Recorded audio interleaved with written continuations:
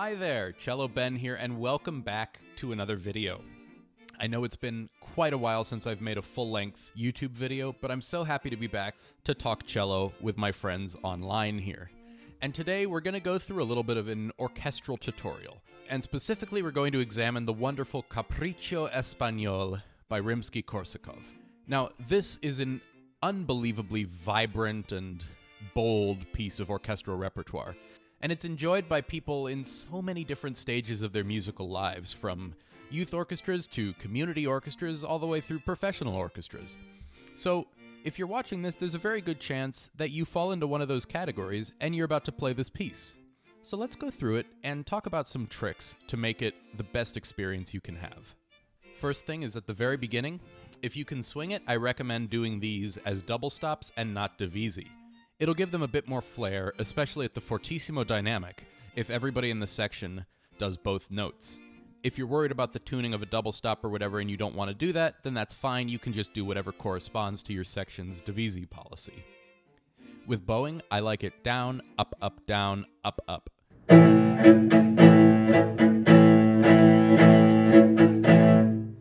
But of course, if you're not the principal, you'll want to follow the principal's bowings. Overall, this movement is really straightforward, and there aren't too many tips for me to share with you on that, but there are in the second movement, so let's visit that for a while. This is where the cello section gets sort of its big moment in the piece. This beautiful melody starting at D. Da, di, di, dum, da, dim. Now, I'm not a professionally trained singer, plus I don't have perfect pitch, so let's hear it on cello instead. I think that'll be a bit better.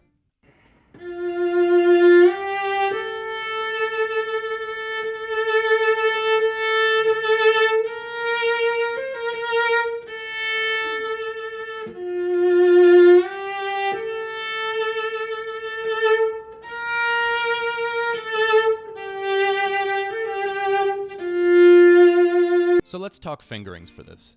I like to start on 2, and then go to a 1 on the G, and then 2 on the following A. Then you can stay on that 2, and I actually shift to another 2 on the B flat so that I can hit that C with 3, and then 2-1 for B flat A. Take a listen.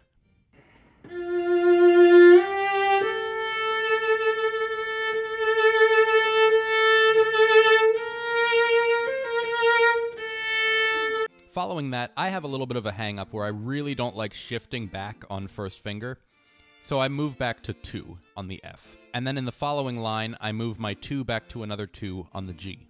I follow this same fingering pattern all the way up until the F 5 bars before E, where I play it with a 1, because then I can just stay in position for the whole rest of this melody.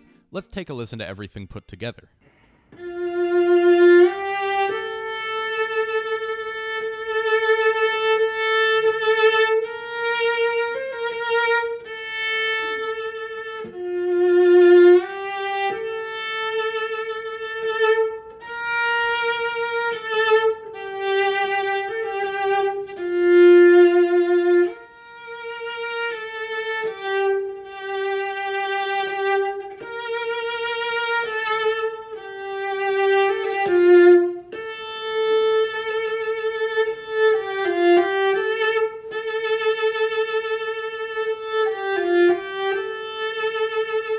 Now, the next thing we want to visit is these chords after E.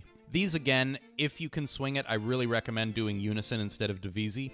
It gives a wonderful depth and breadth to the sound. And for fingering, I recommend starting the E and the C on 1 and 2, respectively, and then going up to 1-3, and using 1-3 as your default as you ascend. It continues working into the beginning of the 4th bar of that forte section, where you can bar your first finger over from the G to the C, and then you can just slip your top 2 voices up to 2 on the A flat and 4 on the F, and then still use that 1 for the C towards the bottom.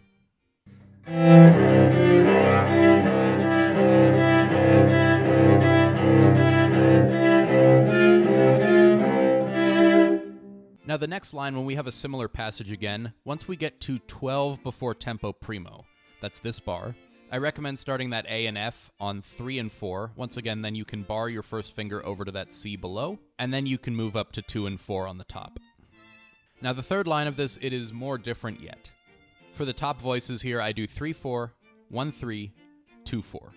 Then when I'm on 2-4 on the F and D, I have my 1 available for that A in the, I guess we could call it the tenor voice.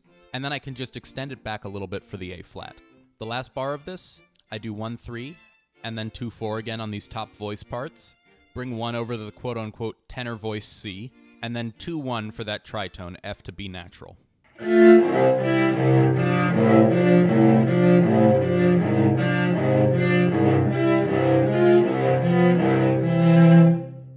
Now, when we get to this melody that starts in the middle of the second bar of tempo primo, I start on 1, and then go to 3, and then back to 1. It helps me to feel a lot of stability in my hand to do that fingering, and so I recommend giving it a try if you're currently going fingering shopping for this passage.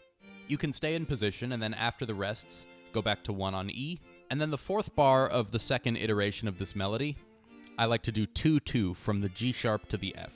And lastly, the 2 beats before letter F, you can easily just do 3 and then open. But if you're feeling a little bit spicy, you might want to go for 1-4.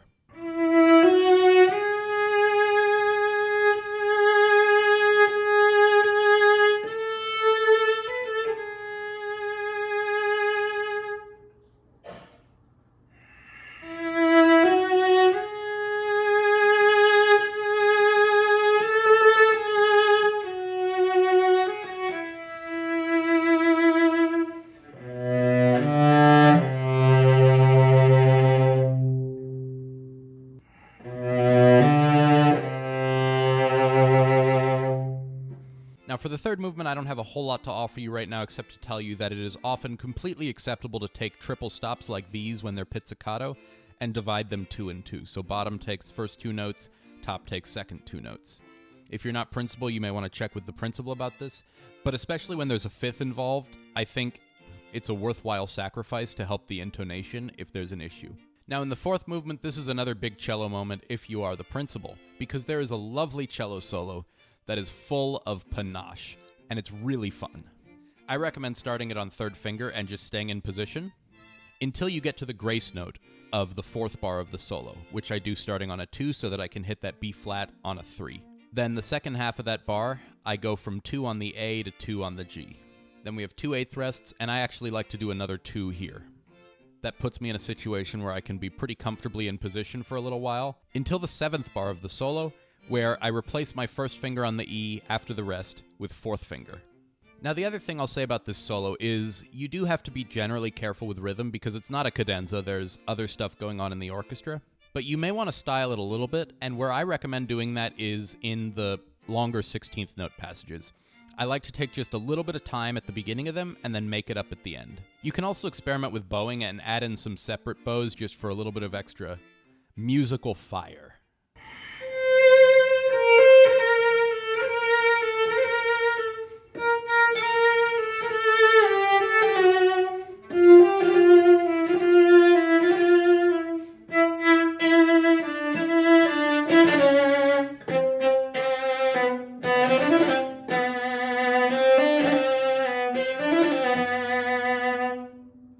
When we get to these pizzicati at the end of the page, this is both for section and principal now that the solo is ending, you may be a little bit confused to see these up and down bow markings, which, of course, is a bit of an oddity since there's no bow involved.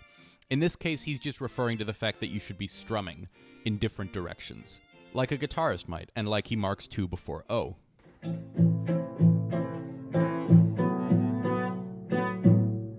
Now, after this, it's pretty straightforward for a while, but when we get to Q, just a little hack that you might want to employ.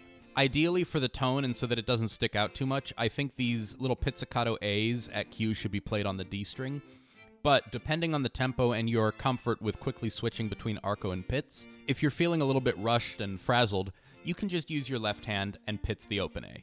That way you don't ever actually have to leave your bow hold. Well, until you have the low A to pizz. But then it's okay, because you don't have any arco for a bit.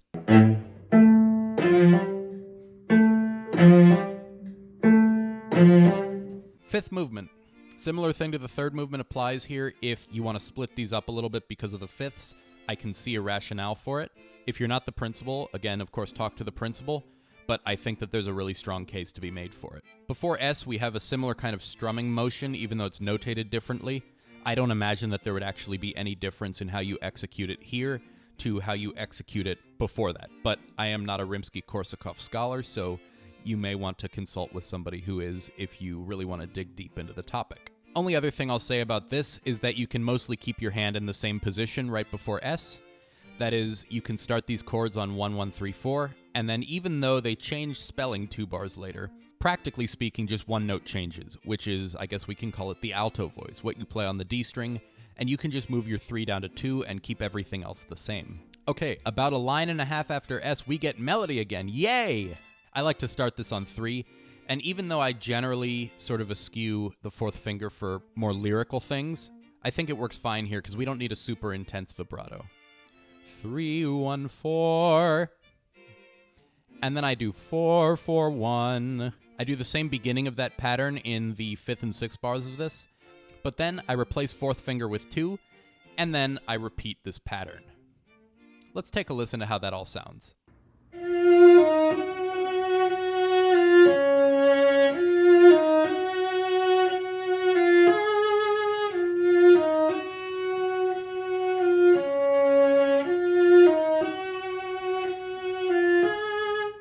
Letter T, we have this saltando marking, which tells us that we want to do ricochet bowing.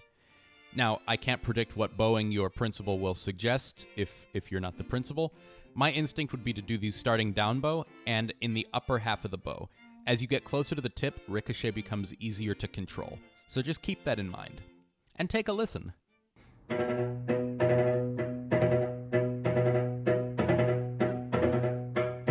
After letter U, U, when we hit this fortissimo, if you have any say over the bowings, I recommend a double down. Down, down, up, down, up.